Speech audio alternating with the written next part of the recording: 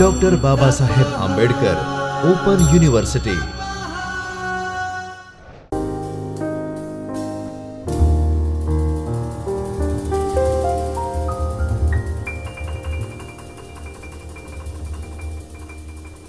નમસ્કાર મિત્રો, doctor Baba Saheb Ambedkar open યુનિવર્સિટીના department of library and information સાયન્સમાંથી આસિસ્ટન્ટ પ્રોફેસર હું નિશા આપ સૌનું હાર્દિક સ્વાગત કરું છું. મિત્રો, બેચલર લાઇબ્રેરી એન્ડ ઇન્ફોર્મેશન સાયન્સમાં ગ્રંથાલય સંચાલન એ એક પેપર નંબર 2 છે. આ પેપર નંબર 2માં આપણે ગ્રંથાલયનું માળખું, ગ્રંથાલય સંચાલનનું માળખું અને એમાં સંગઠનાત્મક સંરચનાનો આજે અભ્યાસ કરવા જઈ રહ્યા છીએ.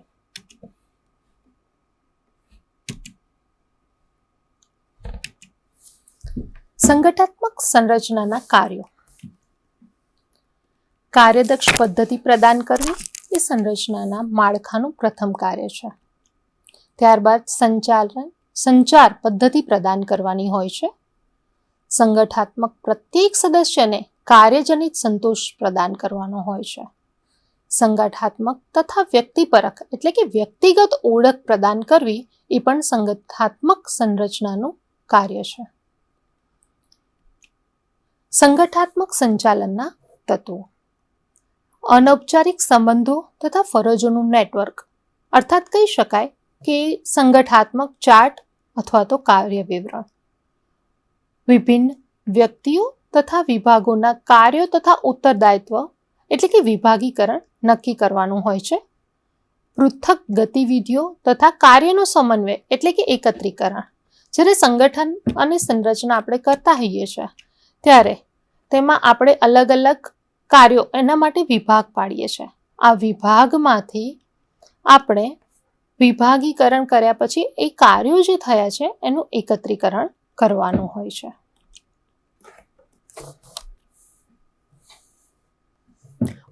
પૃથક્કરણ, ગતિવિધિ અને કાર્યોનો સમન્વય એટલે કે એકત્રીકરણ કરવાનું હોય છે. સંગઠન અંતર્ગત અધિકાર, પદચિત અથવા તો પદાનુક્રમિત સંબંધોની સ્થાપના. મીન્સ સંગઠન અંતર્ગત અધિકાર, કોને કયા અધિકાર મળશે, એનો પદનો ક્રમ શું હશે, કઈ વ્યક્તિ પ્રથમ પદમાં હશે અને એના નીચે હાયરાર્કીમાં કોણ ગોઠવાયેલું હશે, એની પ્રણાલી નક્કી કરવાની હોય છે. ગતિવિધિઓ તથા સંબંધોના માર્ગદર્શન કરવાવાળી યોજનાબદ્ધ તથા જવાબદારી રૂપથી સ્વીકૃત નીતિઓ એટલે કે પોલિસીસ, ક્રિયાવિધિઓ તેમજ અંકુશ પ્રણાલી નક્કી કરવાની હોય છે. ત્યારબાદ માહિતી અને સંચાર નેટવર્કનો પ્રવાહ જોવાનો હોય છે. માહિતી અને સંચારનો એક નેટવર્ક તૈયાર કરી અને એની જે પ્રવાહ કઈ બાજુ જઈ રહ્યો છે તે ચેક કરવાનો હોય છે. સંગઠનાત્મક સંરચનાના 2 મૂળ રૂપ છે. એક પદાનુક્રમિત અથવા તો એને યંત્રવત કહી શકાય અને એક અનુકૂલીય મોડલ. અહીંયા આપણો સંબંધ પારંપરિક પદાનુક્રમિક સંચાલન તથા તે સંબંધિત વિચારણીય વિષયો, ઉદાહરણો તથા ક્ષિતિજ સમન્વય, પ્રત્યાયોજન, વિકેન્દ્રીકરણ, વિભાગીકરણ, તેની અંતર્ગત સિદ્ધાંતો, સંગઠનાત્મક સંરચના તથા પ્રાયોગિક એટલે કે ટેકનોલોજી વચ્ચે પારસ્પરિક સંબંધ શું છે, તેમજ ઔપચારિક અને અનૌપચારિક સંગઠનથી અધિક હોય છે. આ ઔપચારિક અને અનૌપચારિક સંગઠનથી પદાનુક્રમિત અથવા તો યંત્રવત અને અનુકૂલીય મોડલ અધિક હોય છે. મિત્રો, હવે આપણે ફોર્મલ અને ઇનફોર્મલ ઓર્ગેનાઇઝેશન સ્ટ્રક્ચર એટલે કે સંગઠનાત્મક સંરચનાની 2 ભાગમાં વહેંચવામાં આવ્યા છે. એક છે ફોર્મલ અને બીજું છે ઇનફોર્મલ. હવે ફોર્મલ એટલે કે ઔપચારિક સંગઠનાત્મક સંરચના. ઔપચારિક સંગઠનાત્મક સામાજિક એકમ છે જેની રચના કોઈક ઉદ્દેશ્યની પૂર્તિ કરવા માટે કરવામાં આવે છે. દાખલા તરીકે લાઇબ્રેરી છે, ગ્રંથાલય છે, તો એનો ઉદ્દેશ્ય વ્યક્તિ સુધી, યુઝર સુધી પોતાની માહિતી પહોંચાડવાનો છે. તો આ એક ઉદ્દેશ્ય નક્કી થઈ ગયો છે અને આપણે ઔપચારિક સંગઠન કહી શકાય. ઔપચારિક સંગઠનના 2 અભિલક્ષણ છે. એક, તે કોઈ પણ ઉદ્દેશ્યની પૂર્તિ કરવા માટે બનાવવામાં આવે છે અને બીજું છે ઉદ્દેશોના સંગઠનના જીવનકાળમાં કેટલી વાર પરિવર્તન કરી શકાય છે. જેમ જેમ સંગઠન જટિલ થતું જાય તેમ તેમ નવા ઉદ્દેશ્યો સામેલ થાય ત્યારે એક ઉદ્દેશ્ય બીજા ઉદ્દેશ્યની વિરુદ્ધ બની જાય છે. મીન્સ જ્યારે પણ ગ્રંથાલયમાં પણ એક સેવાની સાથે જ્યારે આપણે બીજી સેવા આપીએ ત્યારે જીવનકાળમાં આવી સેવાઓ અલગ અલગ સેવાઓ આપણે એડ કરતા જોઈએ. આ એક દાખલો આપી રહી છું કે જેમ જેમ સંગઠન જટિલ બનતું જાય, દરેક નવા ઉદ્દેશ્યો સામેલ થતા જાય. ગ્રંથાલયમાં રિપ્રોગ્રાફિક સર્વિસ પણ આપવાની છે અને એસડીઆઈની સીડીઆઈ સર્વિસ પણ આપવાની હોય ત્યારે આ દરેક સેવાના ઉદ્દેશ્યો અલગ હોય અને આને કારણે એમાં પરિવર્તન થતું જાય છે. તેવી જ રીતે સેવા આપતા સંગઠનોમાં, વિશેષ કર ગ્રંથાલયમાં, સ્ત્રોત માટે સ્પર્ધા પરસ્પર વિરોધનું એક મોટું કારણ બની જાય છે. અન્યમાં લાઇન વર્સિસ સ્ટાફનો વિવાદ થઈ શકે છે. એના કહી શકાય કે આ એના ગેરફાયદા પણ રહેલા છે. કાર્ય સુપરિચિતીકરણ તથા જરૂરિયાતમાં અંતર એટલે કે એક્વિઝિશન સેક્શન હોઈ શકે, વાગ્મય સૂચિય સેક્શન, બિબ્લિયોગ્રાફિક સેક્શન જેને આપણે કહીએ છીએ, અથવા તો કેટલોગિંગ સેક્શન. આની આવશ્યકતાઓ દરેકની અલગ રહેલી હોય છે. એક ઔપચારિક સંગઠન સ્પષ્ટ નિર્ણય લેવા માટે, લોકો અને ગતિવિધિઓની પારસ્પરિક સંબંધ માટે નિર્ણય લેવાનું પરિણામ છે. એક અનૌપચારિક સંગઠનમાં નિર્ણય લેવા માટે કાર્ય સામેલ હોતું નથી. તેનો નિર્ણય તો અનાયાસે જ આવી જાય છે અથવા સમયાંતરે વિકસિત થાય છે. ઔપચારિક સંગઠનના અંતર્ગત વિશિષ્ટ વિભાગો, તેની કાર્યવિધિ, લોકો વચ્ચે પ્રતિવેદનાત્મક સંબંધ સામેલ હોય છે. અનૌપચારિક સંગઠનનું તાત્પર્ય સામાજિક તેમજ બંધુત્વને, જેની નીચે રચના લોકો દ્વારા સાથે રહીને કાર્ય કરવાનું થાય છે. આમ ઔપચારિક અને અનૌપચારિક, ફોર્મલ અને ઇનફોર્મલ એવા બે સ્ટ્રક્ચર સાથે રહેલા છે. હવે આપણે ઇનફોર્મલ ઓર્ગેનાઇઝેશન સ્ટ્રક્ચર એટલે કે અનૌપચારિક સંગઠનની અહીં આગળ ચર્ચા કરીશું. અનૌપચારિક સંગઠનના તાત્પર્ય સામાજિક તેમજ બંધુત્વથી, જેની રચના લોકો દ્વારા સાથે રહીને કાર્ય કરવાની થાય છે. સામાજિક બંધુત્વ કોઈ પણ એક ઉદ્દેશ્ય પૂરું કરવા માટે જ્યારે આ એક લોકોનો સમૂહ ભેગો થાય છે, એક બંધુત્વની ભાવનાથી ભેગો થાય છે, જ્યારે કોઈક એવો વિરોધ થતો હોય અથવા તો જ્યારે કોઈ એવી સંગઠન લોકોનો એક સમૂહ નક્કી થઈ ગયો અને એ સમૂહ કોઈ એક ઉદ્દેશ્યની પૂર્તિ કરવા માટે એની સંરચના કરે છે, ત્યારે આવા લોકો સાથે મળીને કાર્ય કરતા હોય તો અનૌપચારિક સંગઠન આપણે કહી શકાય. અનૌપચારિક સંગઠનનું એક મહત્વનું તત્વ એ છે કે અનૌપચારિક નેટવર્ક અથવા જેને અનાધારિત માહિતી તંત્ર, જેને આપણે ગ્રેપવાઇન કહી શકાય. ગ્રેપવાઇન કમ્યુનિકેશન માટે હું એટલું જ કહીશ કે ગ્રેપવાઇન કમ્યુનિકેશન એ એનો સૌથી શુદ્ધ સ્વરૂપમાં કાર્યપદ્ધતિના અનૌપચારિક સંવાદ કહેવાય છે. કર્મચારી અને એમનો ઉપરી અધિકારી વચ્ચેની વાતચીત દ્વારા વર્ગીકૃત થયેલી છે, જે કોઈ પણ અનાધારિત બંધારણ અથવા નિયમ આધારિત સિસ્ટમનું પાલન કરતા નથી. તેને આપણે ગ્રેપવાઇન કહી શકાય. સહકર્મચારી ગણ તથા ઉપરી અધિકારી પાસેથી અનધિકારી રૂપથી મળેલ સૂચનાઓની તુલનામાં અધિકૃત પત્રો એટલે કે મેમો હોઈ શકે, ભાષણ મળેલું હોય, એ મળેલી માહિતી અલ્પ સંખ્યામાં જ્યારે હોય ત્યારે ગ્રેપવાઇન સંગઠનાત્મક માહિતી પ્રણાલી એક મહત્વની ભાગ ભજવે છે. ગ્રેપવાઇન સિવાય અનૌપચારિક સંગઠનની એક અન્ય અભિવ્યક્તિ છે સહજ ભાવથી ઉદ્ભવેલ સમૂહ. એવો સમૂહ જે સહજ ભાવના સાથે ઊભો થાય છે. જ્યારે ઔપચારિક સંગઠન આંતરિક તથા બાહ્ય પરિવર્તનશીલ શક્તિ પ્રતિ ધીમી પ્રતિક્રિયા વ્યક્ત કરે છે, પરંતુ ક્યારેક ક્યારેક આ ઔપચારિક સંગઠનના વિરોધમાં પણ હોય છે.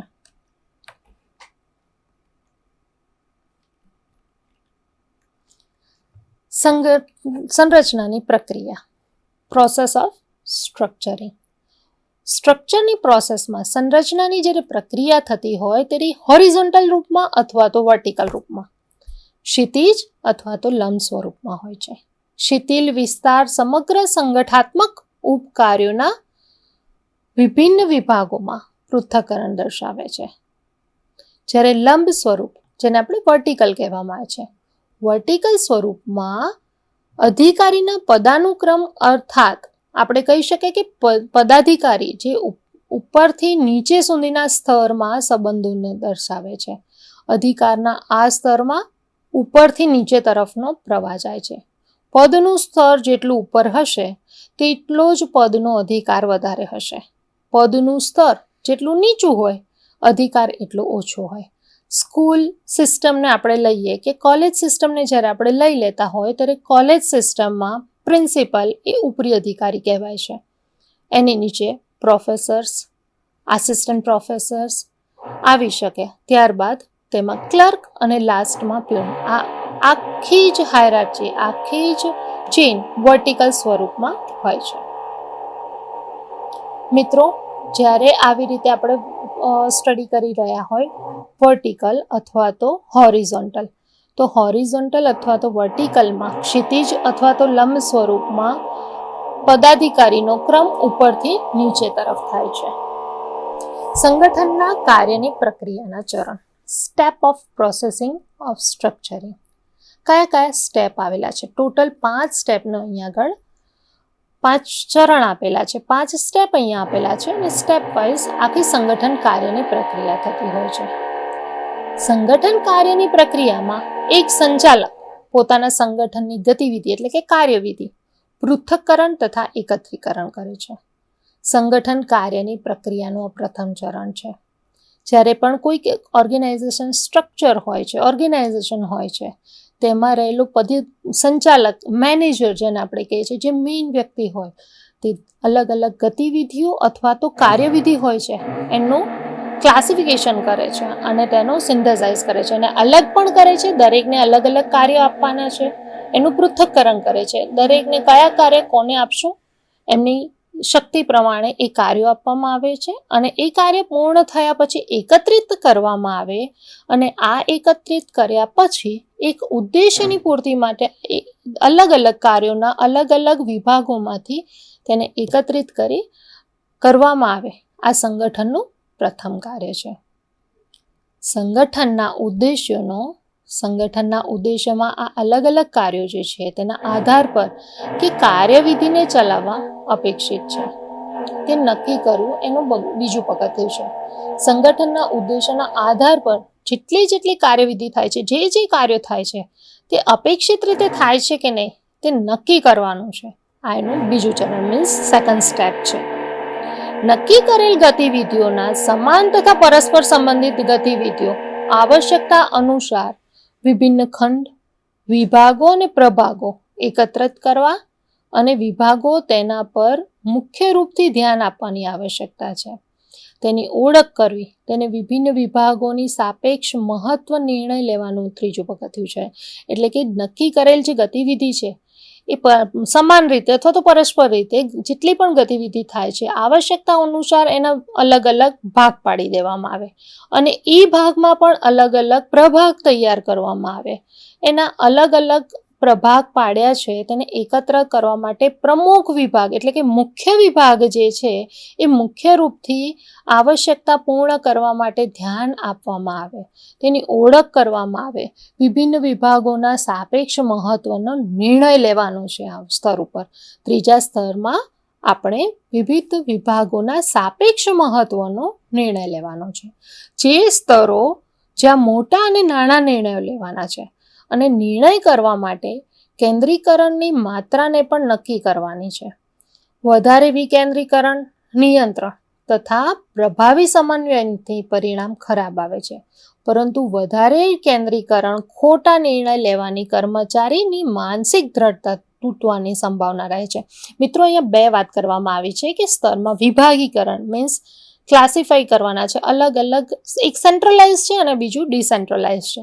જ્યારે સેન્ટ્રલાઇઝ કાર્ય કરવામાં આવે છે તો એની શું ખરાબ અસર પડે અને ડિસેન્ટ્રલાઇઝ કરી અને જ્યારે એને સંચાલન પ્રોસેસિંગ કરવાનું આવે, કોઈ સંચાલન કરવાનું આવે તો એમાં કયા કયા પ્રોબ્લેમ્સ ઊભા થાય છે એની વાત કરવામાં આવી છે.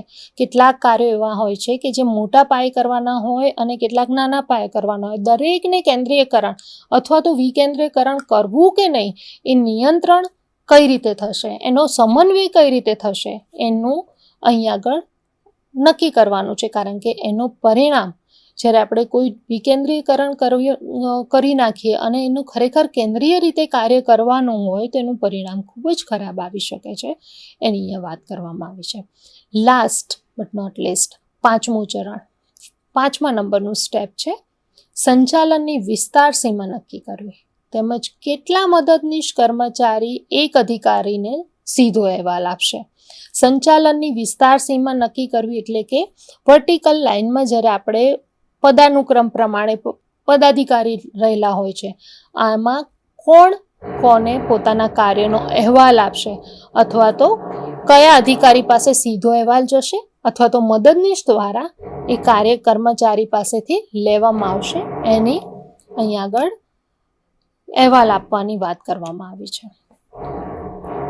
હવે આપણે જોઈશું સંગઠનાત્મક સંરચનાને અસર કરનારા પરિબળો, એટલે કે factors affecting organization structure. Organization structure છે એને કયા કયા ફેક્ટર્સ, એને કયા કયા પરિબળો અસર કરે છે?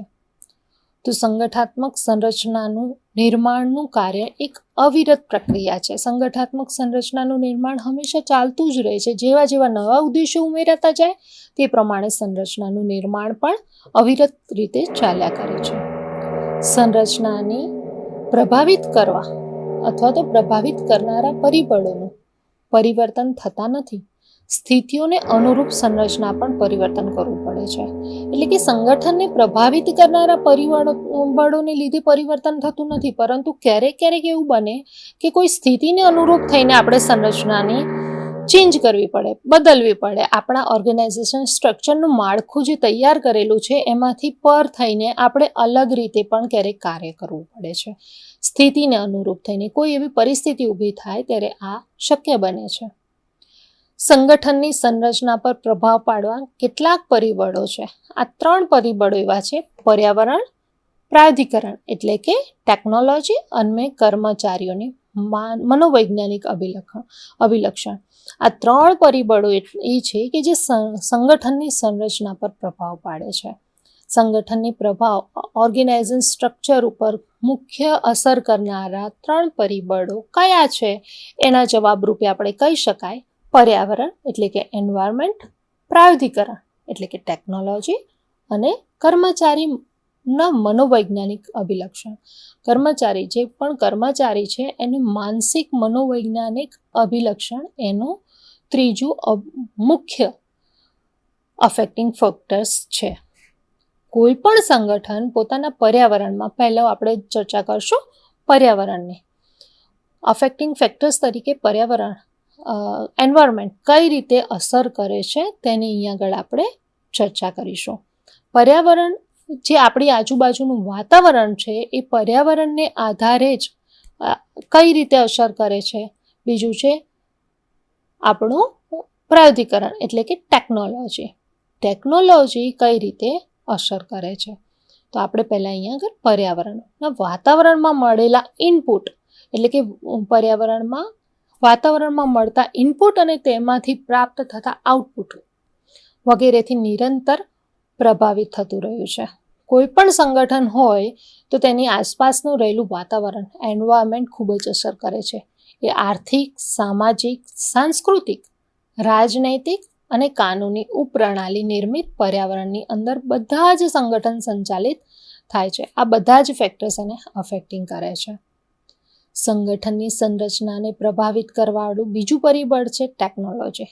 સ્વયં સંચાલન એટલે કે જાતે ચાલતી ટેકનોલોજી સ્વયં સંચાલિત થાય છે. શેના કારણે? ટેકનોલોજીના કારણે. ટેકનોલોજીમાં થયેલો પ્રભાવને કારણે સંગઠન, ઓર્ગેનાઇઝેશન સ્ટ્રક્ચર્સ ખૂબ જ સરળતાથી સ્મૂધલી ચાલી રહ્યું છે. કમ્પ્યુટરના પ્રયોગના કારણે નવીન સંગઠનાત્મક સંરચનાને આવશ્યક નજર સમક્ષ આવી છે.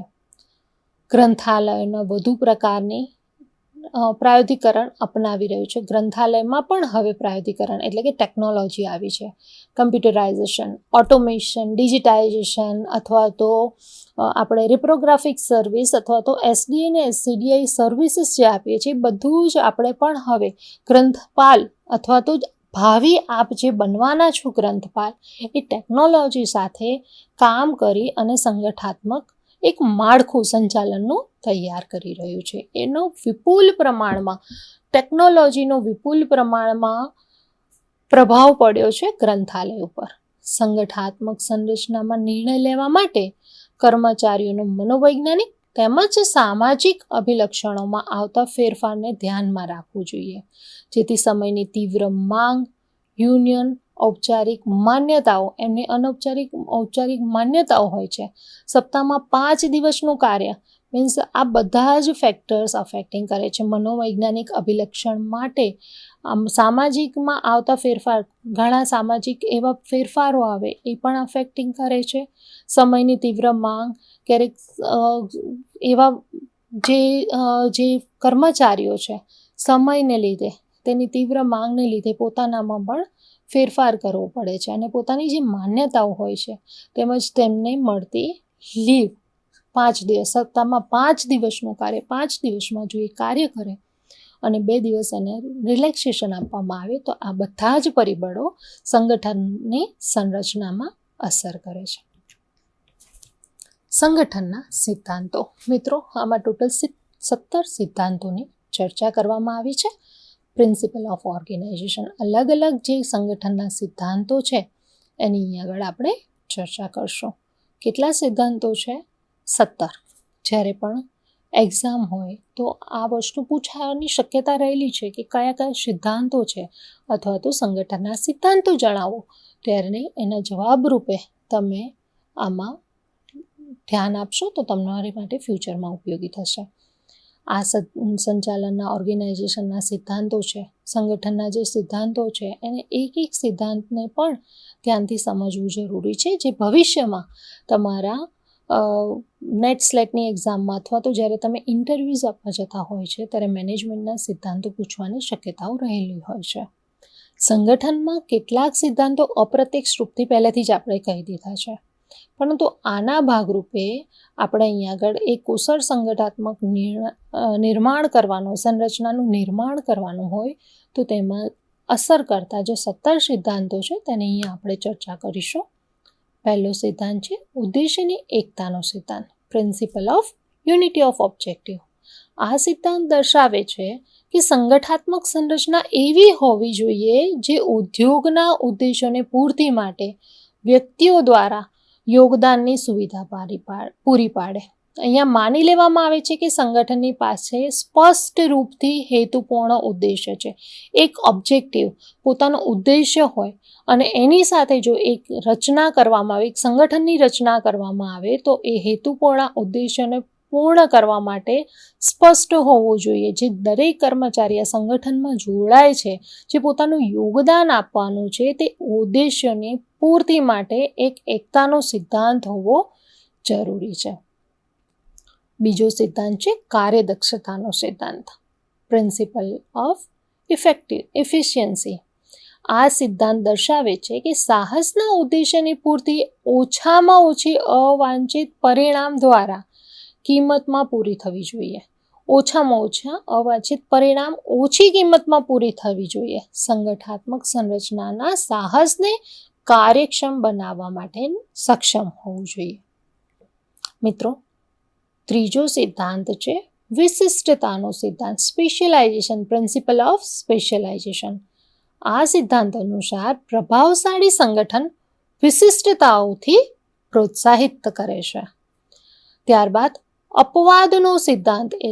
અપવાદના સિદ્ધાંતમાં ઉચ્ચ વહીવટી અધિકારી પાસે ઓછો સમય હોય તેથી કેવળ અપવાદ સ્વરૂપ, અપવાદ જેમાં એવા પ્રોબ્લેમ્સ ક્રિએટ થતા હોય કે જેનું સોલ્યુશન નીચેની વ્યક્તિ ન કરી શકતી હોય, ત્યારે જ એવા સિદ્ધાંતોને એવા પ્રોબ્લેમ્સને આપણે ઉપરી અધિકારી પાસે લઈ જવા જોઈએ. ત્યાં એના સિવાયના જે અધિનિષ્ઠ અધિકારી જેનું સોલ્યુશન લઈ શકતા હોય, જે મદદનીશ કર્મચારી હોય, તે એ સ્તર પર પોતાના ઉકેલ લઈ દે તો ઉપરી અધિકારીનો સમય ખૂબ જ બચી જાય છે અને આ સિદ્ધાંત અપનાવવો ખૂબ જરૂરી છે.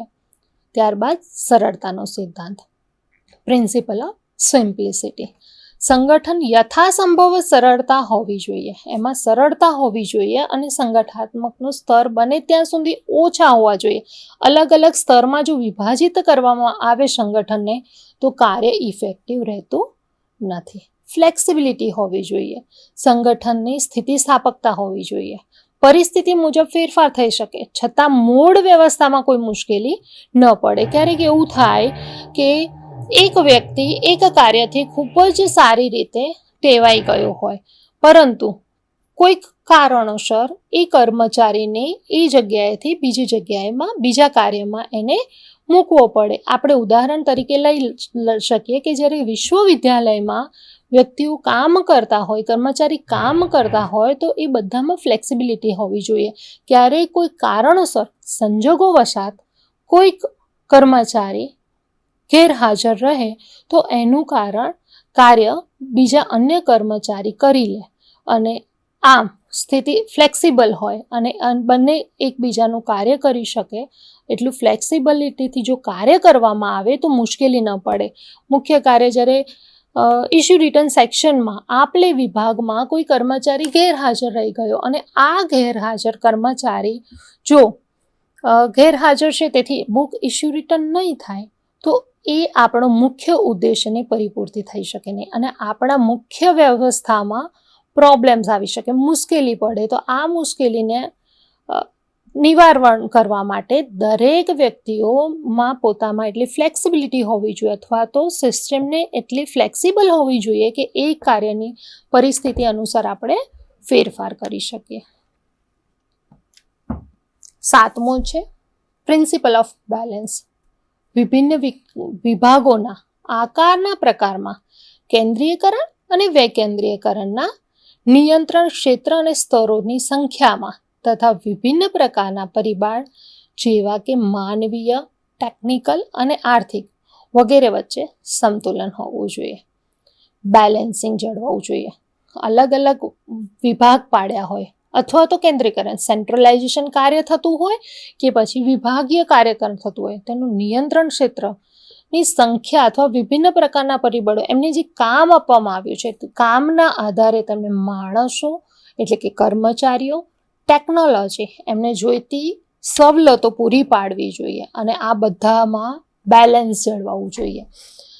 વ્યક્તિગત યોગ્યતાનો સિદ્ધાંત, પર્સનલ એબિલિટી.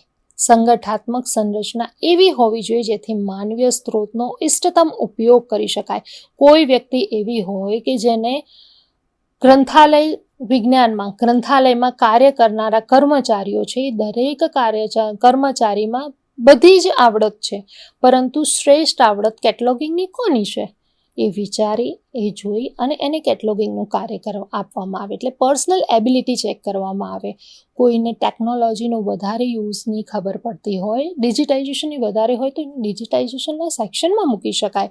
ઓટોમેશનનો જેનો નોલેજ હોય તો લાઇબ્રેરી ઓટોમેશનના વિભાગમાં જો એને મૂકવામાં આવે તો આ પર્સનલ એબિલિટી ખૂબ જ મહત્ત્વનો રોલ ભજવે છે સંગઠનને સ્ટ્રોંગ બનાવવા માટે. એકદમ એને એ સિદ્ધાંતનો જો ઉપયોગ કરવામાં આવે તો સંગઠનના ઉદ્દેશ્યની પરિપૂર્તિ કરવા માટે આપણે ખૂબ જ સારી રીતે કાર્ય કરી શકીએ છીએ.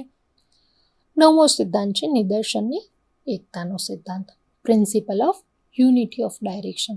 સમાન ઉદ્દેશ્યવાળી ગતિવિધિ એટલે કે કાર્યોનો સમૂહ હોય, એક ઉદ્દેશ્ય અથવા એક જ યોજના નિર્ધારિત હોવી જોઈએ. કોઈ એક જ યોજના એક કાર્ય પૂર્ણ કરવા માટે હોવી જોઈએ. નિદર્શનની એકતાથી વિભિન્ન સ્તરો પર કાર્યવિધિનું એકત્રીકરણ અને સમન્વય થાય. 2 વસ્તુની વાત થઈ છે. સમાન ઉદ્દેશ્યવાળી ગતિવિધિના સમૂહ માટે એક ઉદ્દેશ્ય હોવો જોઈએ.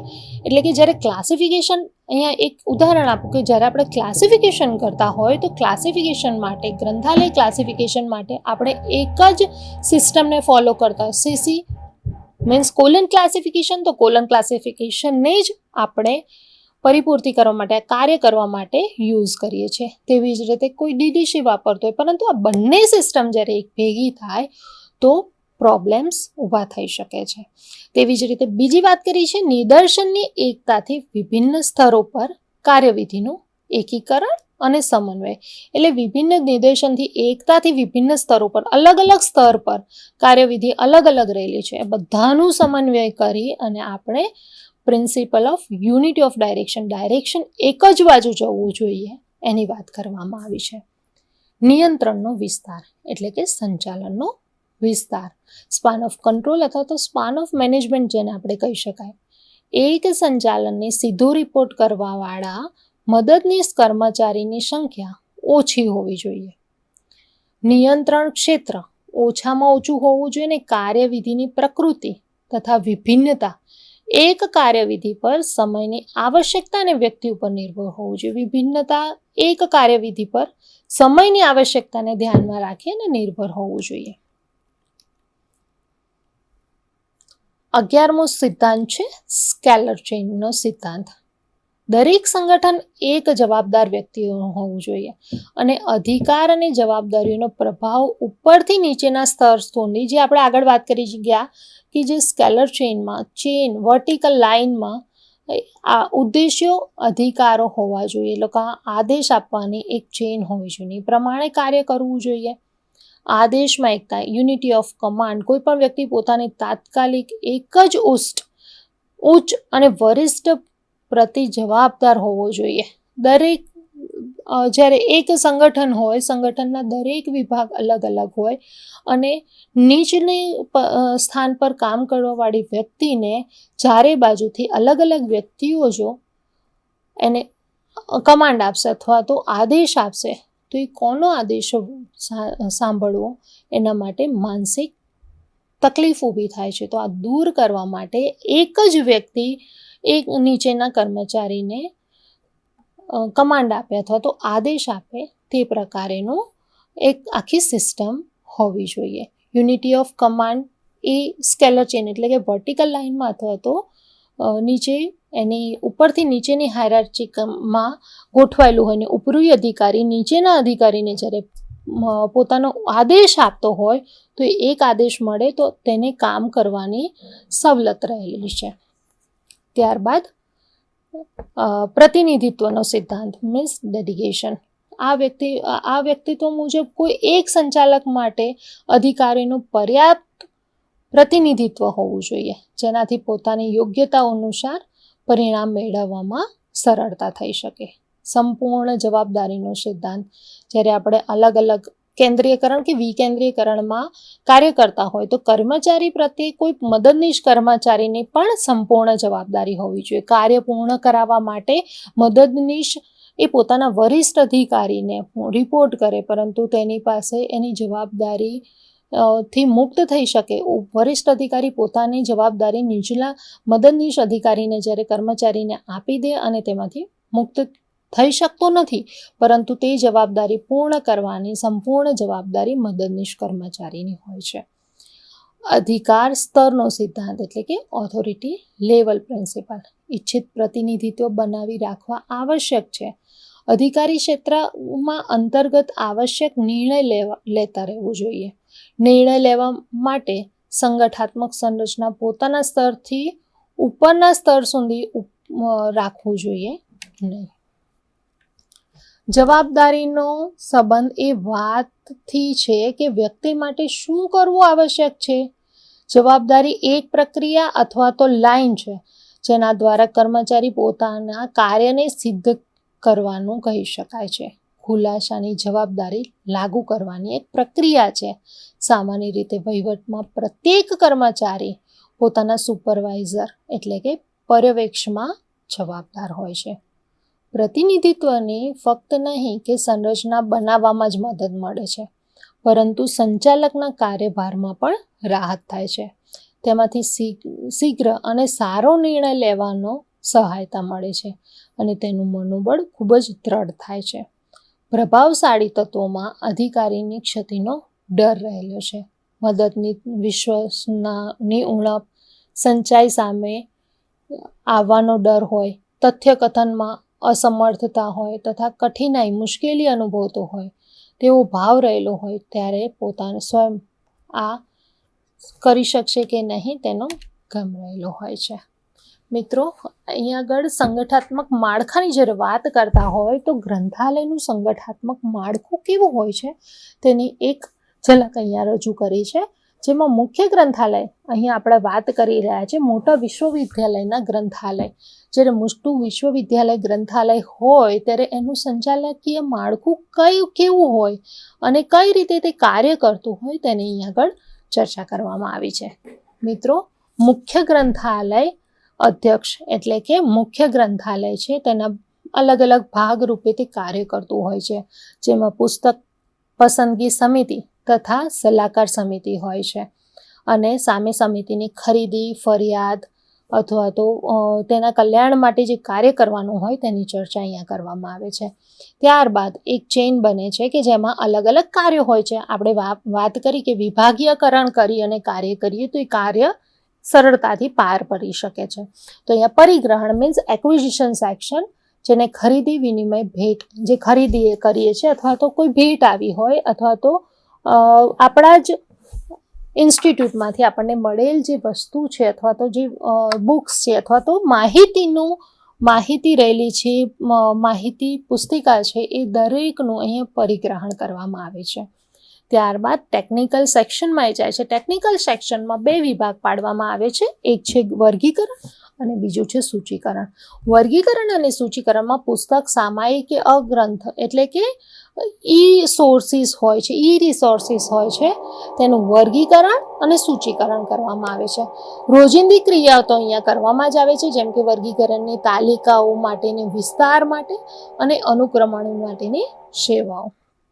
ત્યારબાદ પુસ્તકને ખાનાઓમાં મૂકવું એટલે રેકમાં મૂકવું.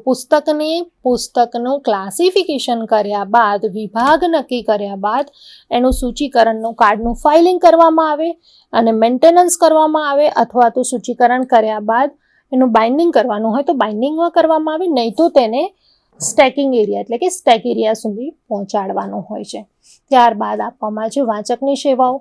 આ કેન્દ્રીય ગ્રંથાલયની અલગ અલગ વાંચકીય સેવાઓ હોઈ શકે. એનું અધ્યયન ખંડનું મેનેજમેન્ટ, ત્યારબાદ જનરલ અથવા તો પુસ્તક છે એ પુસ્તકની સમિતિ, ત્યારબાદ સામાયિકનું પ્રદર્શન અને તેનું વાંચન, આ માટેના અલગ અલગ વિભાગ તૈયાર કરવામાં આવે. તેમજ વિભાગીય ગ્રંથાલય વિષય અનુસાર, ક્યારેક એવું બને કે ડિપાર્ટમેન્ટલ લાઇબ્રેરીઝ અલગ અલગ હોય તો આ ડિપાર્ટમેન્ટલ લાઇબ્રેરીને વિષયવાર અલગ કરી અને ત્યાં સુધી પહોંચાડવાનું હોય છે. મેન્ટેનન્સ વિભાગમાં આપ-લે એટલે કે બુક ઇશ્યુ રિટર્ન ની પ્રક્રિયા કરવામાં આવે છે. ઇન્ટર લાઇબ્રેરી લોન ILL જેને આપણે કહીએ છીએ, આંતર ગ્રંથાલય લોન, આ આંતર ગ્રંથાલય લોન દ્વારા માહિતી પ્રક્રિયા અને સેવાઓ દ્વારા મુખ્ય કમ્પ્યુટર વિભાગમાં પહોંચાડવામાં આવે છે. ત્યારબાદ સંદર્ભ અને ગ્રંથ સૂચિ, સાહિત્ય શોધ, લિટરેચર સર્ચ. જ્યારે ગ્રંથાલયમાં વિદ્યાર્થી આવે છે તો એવું ન હોઈ શકે કે એ ગ્રંથાલયમાં આવનાર વિદ્યાર્થીને સાહિત્ય ક્યાં પડ્યું છે અથવા તો સાહિત્ય તેને જોઈતી માહિતી શેમાંથી મળશે, એની ઇન્ફોર્મેશન એની પાસે ન હોય, ત્યારે સાહિત્ય શોધ વિભાગ એને મદદ કરે છે. ટેકનિકલ પૂછપરછ, એને કોઈ ઇન્ફોર્મેશન જોઈતી હોય, એને તરત જ એ વિષય પર એને માહિતી જોઈતી હોય ત્યારે ટેકનિકલ પૂછપરછ સેક્શનમાંથી તેને તે માહિતી પ્રોવાઈડ કરવામાં આવે.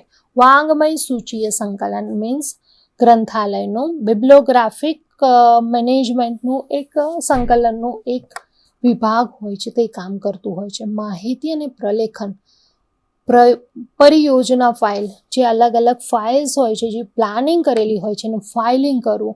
સમાચાર કતરણ મીન્સ ન્યૂઝ ક્લિપિંગ સર્વિસીસ, આપણા યુઝર્સને લગતી માહિતી જેમાં આવે છે, આપણી સંસ્થાને લગતી જેમાં માહિતી આવે છે, તે દરેકનું સંચાલનનું કતરણ કરી અને તેની એક સર્વિસ પ્રોવાઈડ કરવામાં આવે છે. SDI અને પ્રલેખન વિતરણ. ત્યારબાદ પ્રતિલિપિકરણ મીન્સ રિપ્રોગ્રાફિક સર્વિસ, જે કાગળ પર પણ હોઈ શકે, સ્લાઇડથી પણ હોઈ શકે ને માઇક્રોફિલ્મ દ્વારા પણ હોઈ શકે. ત્યારબાદ પ્રકાશન સેક્શન, કરંટ અવેરનેસ સર્વિસીસ, સામાયિક અનુક્રમણિકા મીન્સ જેટલા પણ આપણી પાસે જર્નલ્સ, મેગેઝિન્સ આવે છે તેની ઇન્ડેક્સિંગ સિસ્ટમ કરવામાં આવે.